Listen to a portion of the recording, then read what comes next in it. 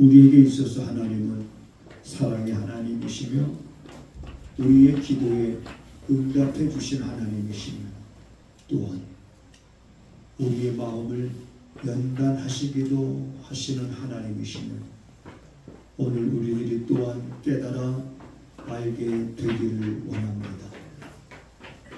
우리의 마음을 연단하심은 우리로 하여금 더욱더 강하고 담대케 하기 위함임을 우리들이 깨닫고 연단의 과정에 인내로서 잘 참아 이기고 견디면서 그 믿음이 자라갈 수 있는 성도들의 삶이 되기를 원합니다. 하나님, 오늘도 말씀을 통해서 사랑하는 이 말씀을 듣는 성도들 가운데 깨닫지 못하는 이들이 하나도 없도록 성령께서 도우시기를 간절히 원하옵고 예수님의 이름으로 기도하옵나이다. 아멘. 도가니는 은을, 풀로는 금을 연단하거니와 여호와는 마음을 연단하시느니라. 아멘. 오늘도 계속되어져서 명절에 이어지는 귀한 날이지요. 어제는 여러분들이 어떻게 지내셨나 궁금하기도 하지만 아무런 소식이 없으면 잘 지내는 거예요. 무슨 일이 없으면 잘 지내고 있구나. 여러분, 이 명절이 되어질 때 잘 지내야 됩니다. 자칫 잘못하면 이 섭섭한 마음이 들 수도 있고 또 오랜만에 모인 가족들이 의견 충돌로 인해서 본의 아니게도 다투기도 하고 많이들. 올해는 그런 뉴스가 아직 들리지 않네요. 가족이 싸워서 누가 죽었다든가 이런 뉴스가 모르겠습니다. 또 오늘 지나고 내일 지나면 어떤 뉴스가 나오게 될지. 지난주에 제가 들었던 말씀 가운데 생각나는 것은 우리들의 마음이 좀 한결같아야 되겠다. 한결같은 마음. 어제나 오늘이나 그리고 앞으로도 계속해서 한결같은 그런 마음으로 우리가 신앙생활 해야 되겠다. 자녀들은 한결같은 마음으로 부모님 말씀 잘 듣고 부모님 공경하고 우리 부모님들은 한결같은 마음으로 자녀들을 사랑하고 우리 성도들은 성도들끼리 한결같은 마음으로 서로 먼저 존경하기를 힘쓰라 한 그 말씀을 따라서 서로 먼저 존경하기를 힘쓰는 이런 한결같은 마음. 예수님께서 우리에게 너희가 대접을 받기를 원하느냐 그러면 먼저 대접하는 자가 되라. 나는 이 말씀이 내가 한결같은 마음으로 살아가는 이유가 되어야 됩니다. 주님이 그렇게 말씀하셨기 때문에 너희가 대접받기를 원하느냐 그러면 먼저 대접하는 자가 되라 라는 이 말씀을 근거로 해서 여러분 한결같은 마음으로 살아갈 때 하나님의 평강이 여러분들의 마음을 주장하게 될 줄로 믿습니다. 여러분 하나님의 평강이 너희들의 생각과 마음을 지켜주신다라고 하는 말씀이 있습니다. 그분의 평강이 우리들의 생각과 마음을 지켜줘야만 우리가 잘 마음을 다스리면서 한결같은 삶을 살아가게 됩니다. 제가 전에 여러분들에게 또 이런 질문을 드렸습니다. 여러분에게 있어서 하나님은 어떤 하나님이신가? 평생 우리가 10년, 20년, 30년, 때로는 많게는 40년 이렇게 우리가 예수님을 믿어왔을 때 그렇게 오랫동안 예수를 믿으면서 우리는 내가 그 오랫동안 믿은 그 하나님은 내게 있어서 어떤 하나님이신가 라고 한마디로 우리가 사람들에게 말할 수 있다면 우리가 많이 들었기 때문에 하나님은 사랑의 하나님입니다. 이런 말은 우리가 쉽게 나올 수 있습니다. 하나님은 당신을 사랑하십니다. 뭐 이렇게 우리가 말하기도 하죠. 근데 참 마음에 와닿지 않거든요. 사실인데. 사실이죠. 하나님이 우리를 사랑하시는 건 사실입니다. 하나님이 우리를 그 사랑하신다는 그 하나의 증거가 있다고 그러면 어떤 증거가 있을까? 아까도 제가 기도 가운데 그런 기도했습니다만은 누가 나한테 묻는다면 당신에게 있어서 하나님은 어떤 하나님이냐? 라고 묻는다. 내 기도에 응답해 주시는 분이십니다. 이렇게 나는 이것이 여러분들에게 체험되어지기를 원합니다. 하나님은 내 기도에 응답해 주십니다. 내가 그 위급한 상황 속에서, 내가 그 어려운 상황 속에서 아무것도 생각나지 않고 뭔가를 붙잡을 것조차 없는 그런 상황 속에서 하나님 앞에 부르짖었더니 그 하나님께서 내 발걸음 인도하시고 하나님께서 내 기도에 응답해 주셨다. 나는 이런 기쁨이 여러분 마음속에 늘 샘물처럼 솟아나게 되기를 주님의 이름으로 축복을 드립니다. 자, 그리고 또 하나님은 어떤 하나님이냐라고 내가 말한다면 오늘 본문의 말씀입니다. 내 기도에 응답해 주시는 하나님이시기도 하지만 하나님은 때로는 내 마음을 연단하시기도 하시는 분이시다. 오늘 본문의 말씀처럼 도가니는 은을, 풀무는 금을 연단하거니와 여호와는 마음을 연단하시느니라. 이 연단이라는 말은 여러분 우리가 잘 아는 것처럼 쇠붙이를 불에 달굽니다. 그렇죠? 불에 달군 다음에 두들깁니다. 두들기고 또 달구고 또 두들기고 또 불물에 달구고 또 두들기고, 왜냐하면 단단하게 하기 위해서, 강철로 만들기 위해서, 강하게 하기 위해서 자꾸 불물에 담갔다가 빼서 두들기고 담갔다가 빼서 두들기고, 이런 연단의 과정은 뭐냐? 힘들고 어렵고 고통스러울 수 있지만은 그건 우리를 강하게 하기 위해서라는 것을 우리는 잊어버리면 안 됩니다. 또 단련이라는 말이 있습니다. 단련. 욥이 그런 고백을 했습니다.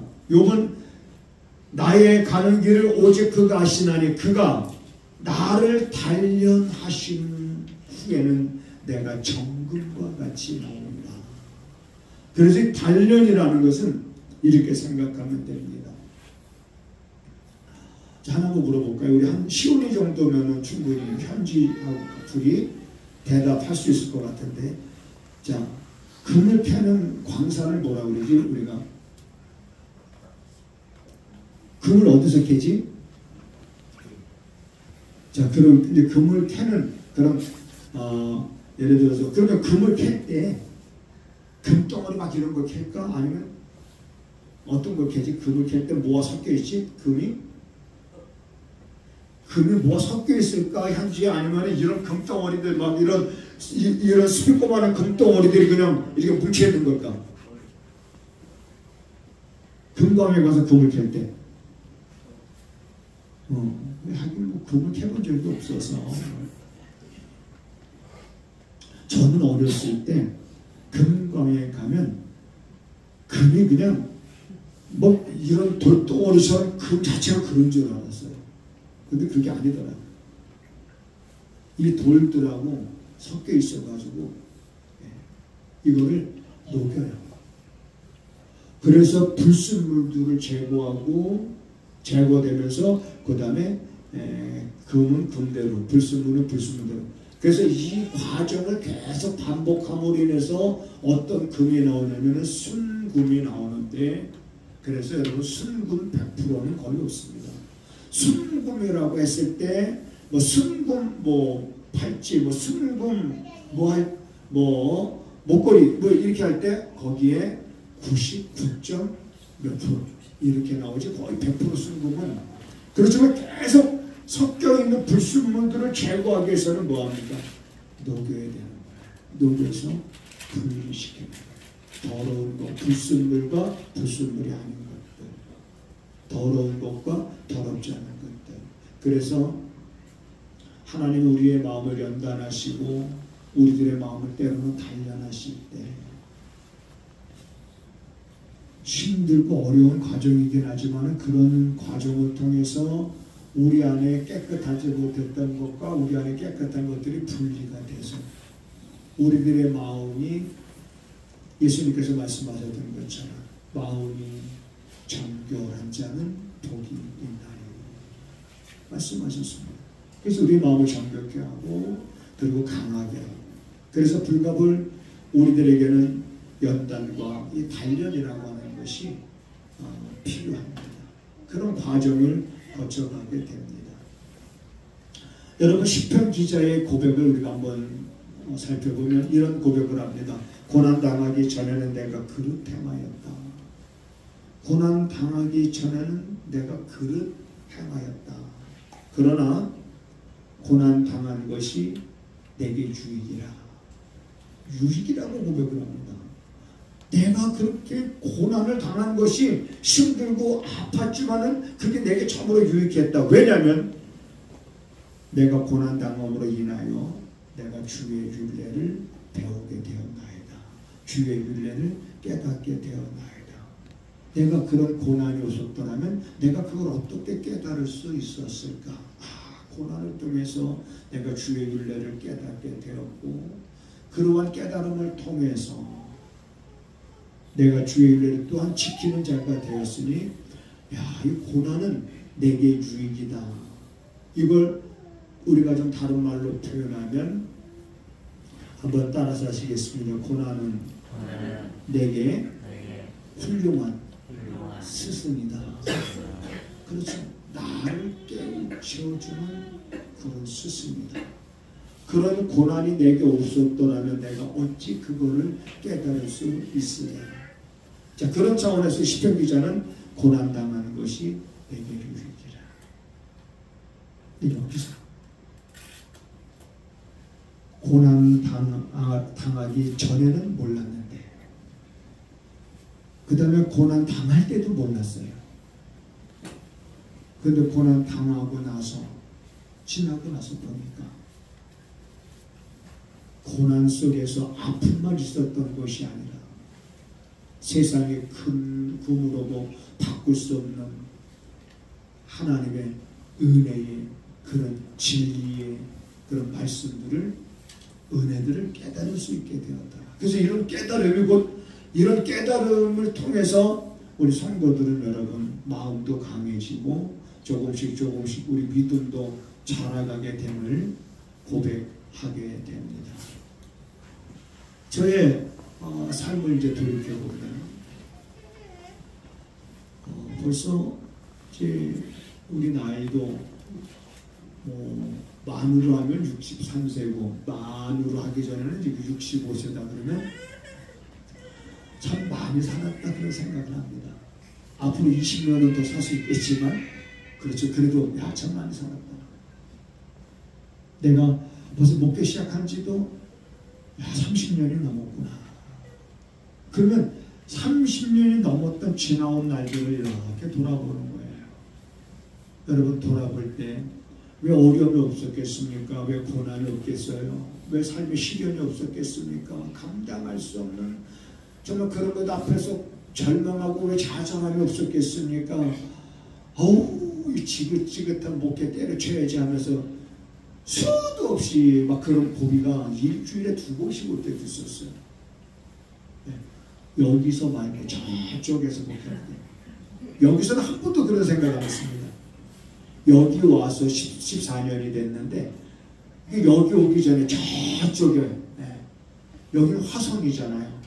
얼마나 멀어요.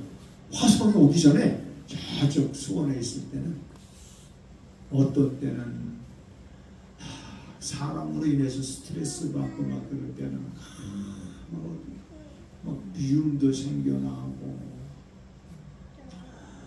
그냥 오죽하면은 제가 한때는 그때 임원들 몇 명 모아놓고 저 한 달 동안 쉬겠습니다. 죽을 것 같더라고요.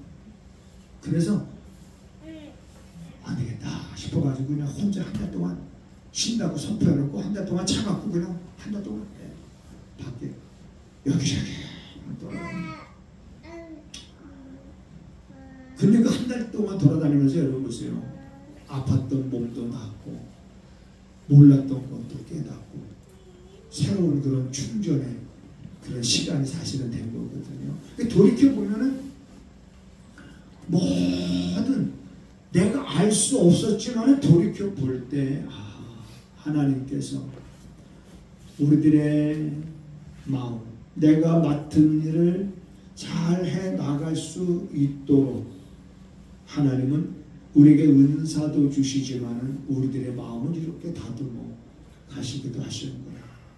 그 연단이나 단련이라는 것은 참 우리가 반가운 건 아니지만 불가분 하나님은 사람의 마음을 이렇게 연단하시는 거예요.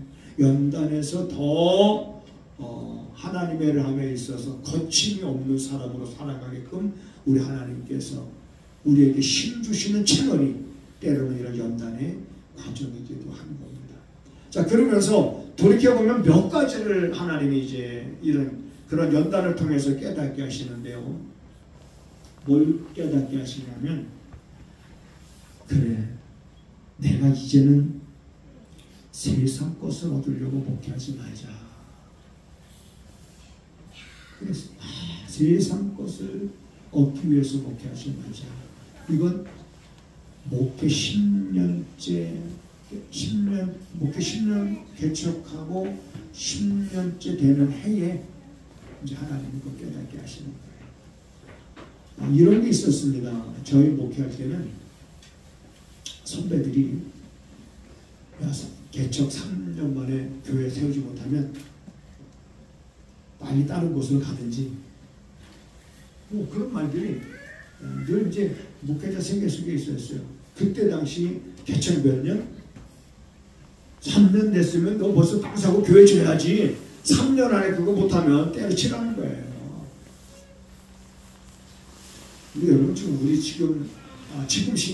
지금 시대에는 제가 그때 있었던 그 지방에 있었던 목사님들 열심히 목회하지만 그때 미자리 교회가 여전히 20년에 30년의 세월이 흘렀는데도 여전히 그런 미자립에 있는, 왜냐하면 이분들하고 열심히 안 해서 안 한 게 아니라 정말 우리들의 시대적 상황이 그런 거예요. 이제 사람들이 편의주의와 이기주의에 빠져가지고요, 이제는 작은 교회에 안 갑니다. 우리 지방에도 만남이 그 목사님 1년에 한 가정에 등록하는 거는 고사하고 그저 한 사람, 새로운 사람 와서 그저 예배 드리고 가는 사람도 없다는 거죠. 그 정도로 지금 신앙생활의 추세가, 사람들은 편의주의와 이기주의에 져져서 이 흐름이 어디로, 큰 교회의 지향주의적으로. 그래서 큰 교회는 가만히 있어도 수십 명씩 계속. 근데 작은 교회는 그렇지 않다. 그래 제가 목회할 때는 3년이야 그 기간이, 교회가. 근데 뭐 3년 지나고 뭐 자꾸 욕심만 앞서가지 않습니까? 야, 뭐 이래가지고 누구 개척해서 5년, 6년 만에 이렇게 땅 사고 교회 짓고 저러는데 나는 뭐 그러면서 나도 해서 막 이런 욕심들이 막 생기는 거죠. 그런 모습을, 여러분, 그런 모습을 하나님이 보셨을 때 참 목회할 만한 그런 모습이 아니잖아요. 목회자로서의 정말 바람직하지 못한 거예요. 목회자로서 갖추지 말아야 될 것들을 다 갖추고 있는 거예요. 그때만 해도. 그러니까 이제 그걸 깨닫게 하시는 거더라고요. 그래, 세상 것 얻으려고 목회하지 말자. 많은 고난과 아픔과 고민과 갈등 속에서 싸우면서 자 그걸 하나님이 이제 깨닫게 하시니까 자 마음이 이제 한데 이제 편해지죠. 자 그러면서도 이제 시간이 이제 그렇다고 해서 여러분 이제 막 뭐 그런 욕심이 안 생기는 거 아닙니다. 생기지만 이제 내가 어떻게 마음을 깨닫고 어떤 마음을 가졌느냐에 따라서 원칙이 생기고 그 원칙에서 벗어나는 것들은 이제 다 내가 멀리하게 되는 거죠. 자 그러면서 한 20년째 때는 하나님이 뭘 깨닫게 하시냐면 이런 깨달음들이 그냥 수탄한 과정 속에 깨달았으면 참 좋은데 아무튼 고민하고 갈등하고 염려하고 막 하냐 마냐 막 이런 것 속에 꼭 하나님 그래서 이런 거예요. 맞고 깨달을래 아니면 그냥 듣고 깨달을래. 제가 여러분에게 묻잖아요. 꼭 듣고 깨닫는 게 아니라 꼭 고난 속에서 삶의 시련 속에서 아픔 속에서 그렇게 한 대 맞고 깨닫는 거예요. 한 20년 차 때는 이런 거예요. 성도들의 비율을 맞춰주는 게 이게 약일까 독일까?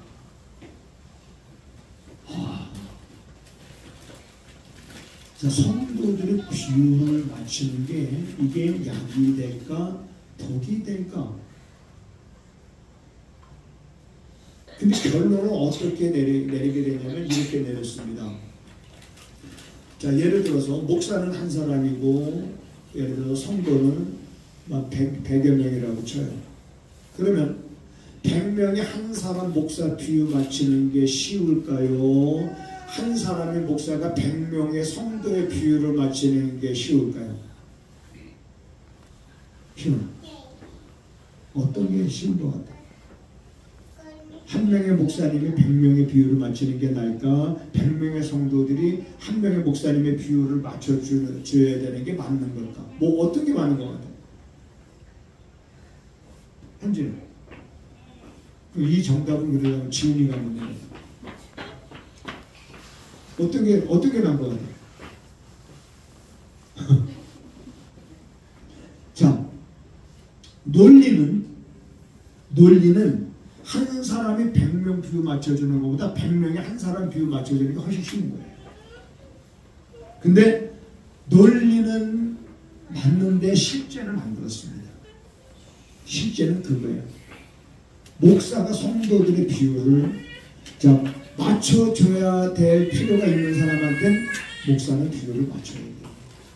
그런데 그 비율을 맞추는 게 독이 되는 사람이 있어요. 저 사람은 이 비율을 맞춰주면 저 사람은 독이 돼. 근데 독이 되는 줄 알면서도 비율을 맞추는 거는 목사님들이 그 성도가 시험 들까봐, 그 성도가 다른 교회 갈까봐, 그 성도가 교회 안 나올까봐 이런 것 때문에 어쩔 수 없이 비율을 맞춰주면 안 되는데 비율을 맞추는 경우가 있어요. 이거를 잘 구분하는 것이 쉬운 게 아니었구나. 그걸 깨달은 거예요. 그래서 저는 이렇게 많은 때로는 어떤 그런 고민과 갈등과 그런 것 속에서 하나님 깨닫게 해주셨던 이런 것들이 이제 목회의 원칙이 됐죠. 원칙이 돼서 독이 된다 그러면 이건 비율을 맞춰야 되는 거예요. 지혜롭게 그래서 목회라고 말하는 거예요. 지혜롭게 그 사람을 잘 치리, 그게 목사가 해야 될 일인데 독이 되는 줄 알면서도 이 사람이 교회 안 나오고 또 다른 데 가고 또 뭐 시험 되고 막 이런 것 때문에 어쩔 수 없이 비율 맞춰주는 거는 난 괜찮은 것 같지만 꼭 문제가 생겨요. 이런 것들은 그래서 이런 것들이 목회의 기준이 되고, 자 그 다음에 그러면서도 이제 계속 목회하다 보면 또 목사 마음에 이런 마음이 듭니다. 이건 제가 대학원 다닐 때인데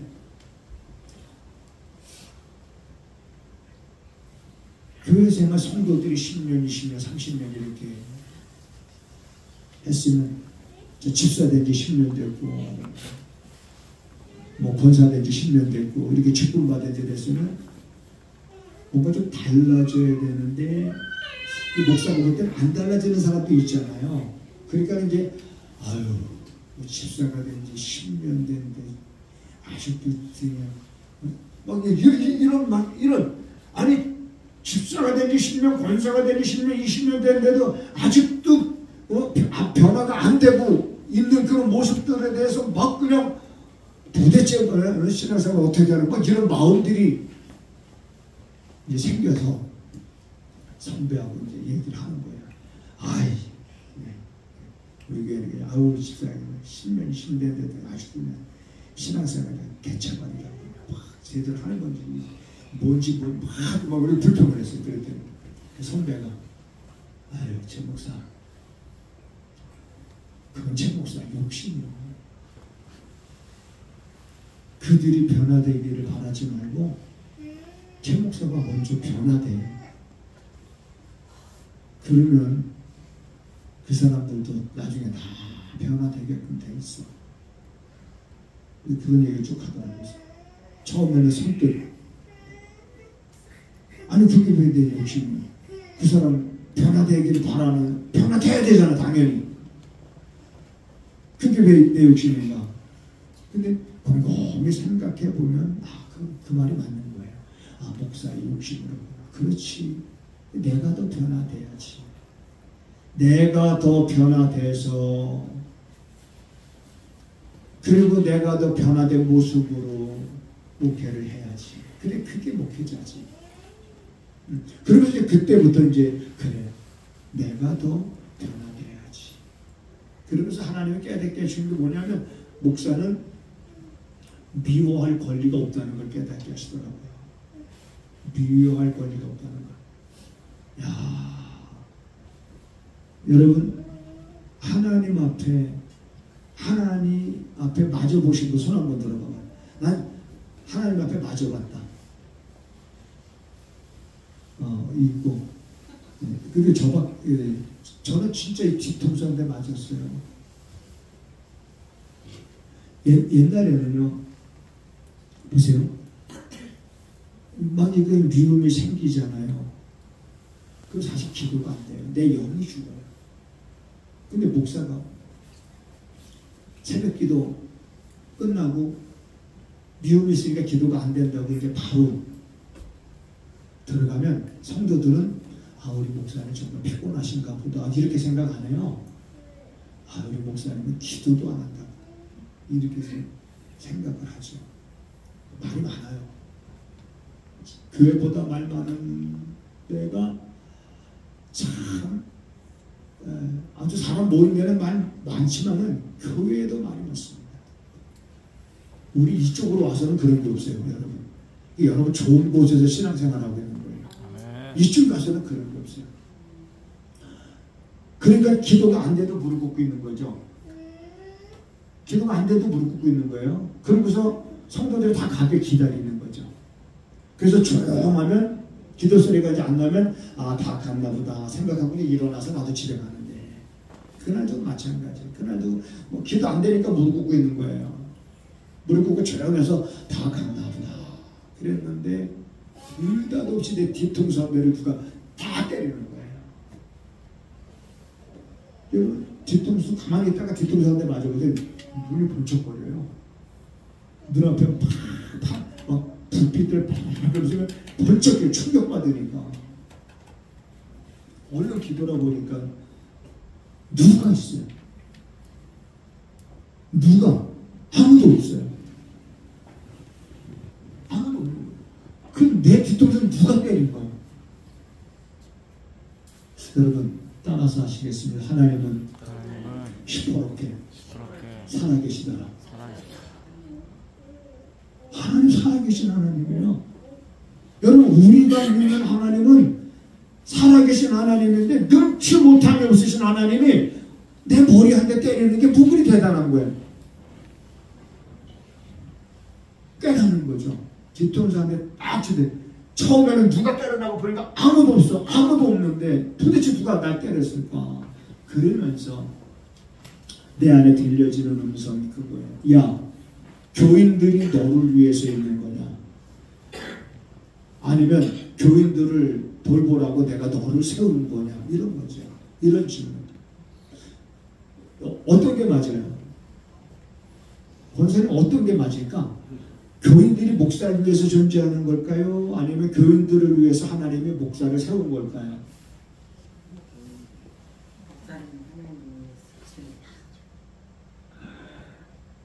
여러분, 교인들이 목사를 위해서 존재하는 게 아니에요.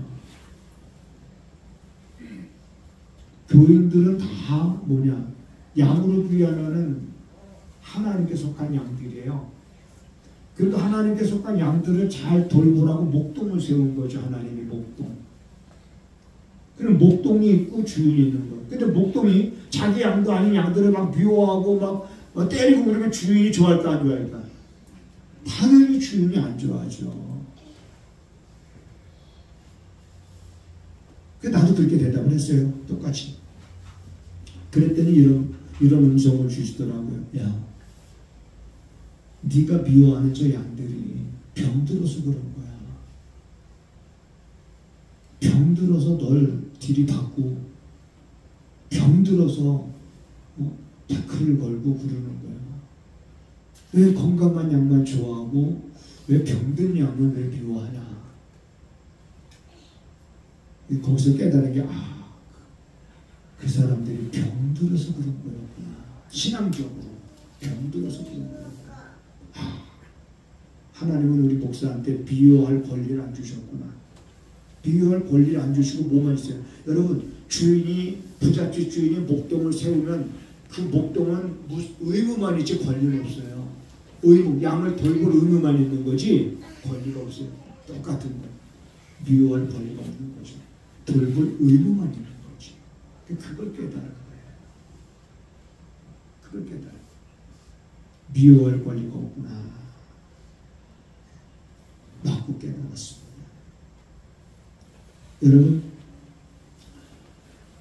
우리들이 신앙생활하는 데 있어서 내 마음의 고집과 내 마음의 어떤 그 강박함과 이런 것들은 때로는 하나님께서 그런 연단의 과정을 통해서 때로는 깨닫게 하시고, 왜냐하면 그 깨져야 돼요.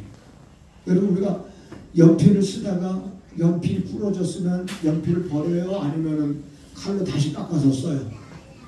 칼로 다시 깎아서 쓰잖아요. 그게 연단인 거예요. 하나님은 우리를 못났지만 하나님은 그래서 연약한 자들을 하나님이 왜 붙드셨을까? 그래서 그들을 붙드셔서 강한 자들을 왜 부끄럽게 하실까? 미련한 자를 붙들어서 하나님은 지혜로운 자들을 왜 부끄럽게 하실까?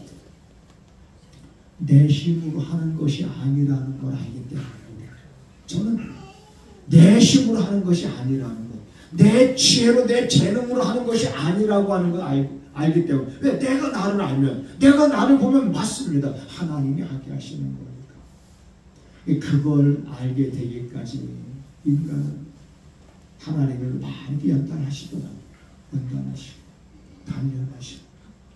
앞으로도 여러분, 우리들이 깨달아야 될 것들을 깨닫지 못할 때는 때로 이런 연단이 있을 수 있고 이런 단련하는 과정이 있을 수 있습니다. 힘들고 어려운 잘 견디고. 그래서 여러분, 이제 2024년도는 여러분들이 하나님의 기적을, 하나님의 살아계심을 우리 여러분들이 이제는 나타낼 수 있고 보일 수 있는 그런 삶을 살아가는 사람들로 잘 연단을 통해서 단련을 통해서 여러분 이렇게 만들어져야 될 줄로 믿으시기를 바랍니다. 그래서 하나님은 우리 기도에 응답해 주시는 하나님이시 분명하지만 우리를 때로는 연단하시고 하시는 하나님이시라고 합니다. 우리를 연단하시는 목적은 우리를 강하고 우리를 담대하게 하기 위해서, 우리들의 마음이 강팍해지지 않도록 하기 위해서. 내가 너의 하나님이라 일컬음받으면 내가 부끄러워하지 아니하노라. 하나님이 이렇게 말씀하실 겁니다. 여러분을 보실 때. 그래서 우리들의 삶은 이제 2024년도는 구정으로 해서 이제 시작했으니 여러분 이런 마음으로 또 살아갈 수 있기를 주님의 이름으로 부탁을 드립니다. 하나님, 사랑하는 성도들의 마음이 어떤 형편과 상황 속에서도 하나님께로 향하게 하시고 하나님이 주시는 능력을 힘입어서 감당하지 못할 일들이 없게 하여 주시옵소서. 감당하기가 너무 벅차게 보일 때도 뒷걸음질하지 않게 하시고 오히려 하나님을 크게 보는 믿음으로 인내하는 가운데 하나님 그 많은 때로는 삶의 시련과 고난과 감당하기 어렵게 보였던 그런 일들을 통해서 역사하실 하나님의 은혜를 기대할 수 있는 그러한 성도들의 믿음이 되게 하옵소서. 이제 사랑하는 성도들이 우리들의 마음을 하나님이 연단하실 때 연단의 과정을 통해서 그 마음이 더욱더 강하고 담대하여서 하나님 세상의 모진 풍랑과 같은 그러한 가운데서도 요동하지 않고 앞을 향해서 여전히 변함없이 한결같은 마음으로 발걸음을 내디디며 그 입술로 찬양하며 나갈 수 있는 성도들의 삶이 되게 하옵소서. 지금은 우리 구주 예수 그리스도의 은혜와 우리 아버지 하나님의 무한하신 사랑하심과 성령의 감화 감동 역사 위로 교통하심이 오직 하나님을 의지하고 그 마음을 하나님께로 향하기로 다시 한번 마음을 정하고 세상을 향하는 성도들의 발걸음과 저들의 선호하는 모든 일 가운데 지금부터 영원하기를 간절히 축원하옵나이다. 아멘.